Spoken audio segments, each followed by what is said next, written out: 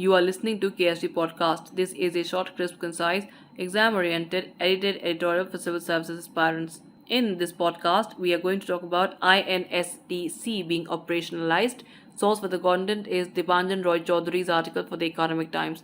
India, Iran, and Russia have given momentum to operationalize the International North-South Transport Corridor, that is the INSTC, the shortest connectivity route for Indo-Russian trade, days after the Iranian Foreign Minister visited Delhi. Russia has sent consignments for India from St. Petersburg, which will travel to India via the Caspian port of Astrakhan and Iranian port of Anzali, and from there to Bandar Abbas port, and thereafter to Western Indian ports to operationalize INSTC. The consignments are two 40-feet containers of wood laminates weighing a total of 41 tons. The containers were loaded at St. Petersburg and are heading towards Astrakhan, where they will be loaded again at Solyanka port.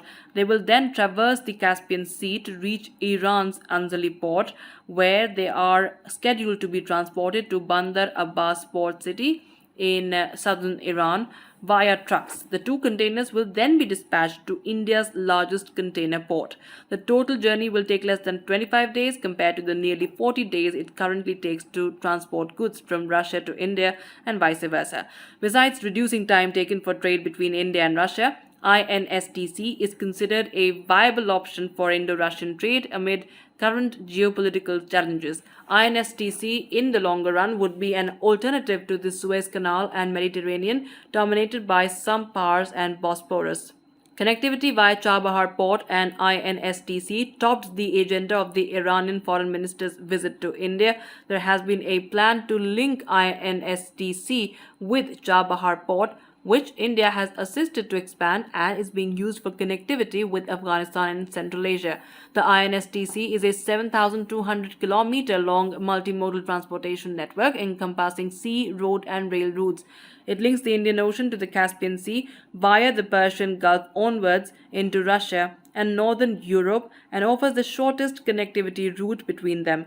Multimodal routes through sea, rail, and road under the INSTC aim to reduce the carriage cost between India and Russia by about 30% and bring down the transit time from 40 days by more than half. The foundation of the North-South Transport Corridor was laid on 12th of September 2000 in accordance with an intergovernmental agreement signed between Russia, Iran, and India. Azerbaijan joined the agreement in 2005. This agreement was ratified by 13 countries.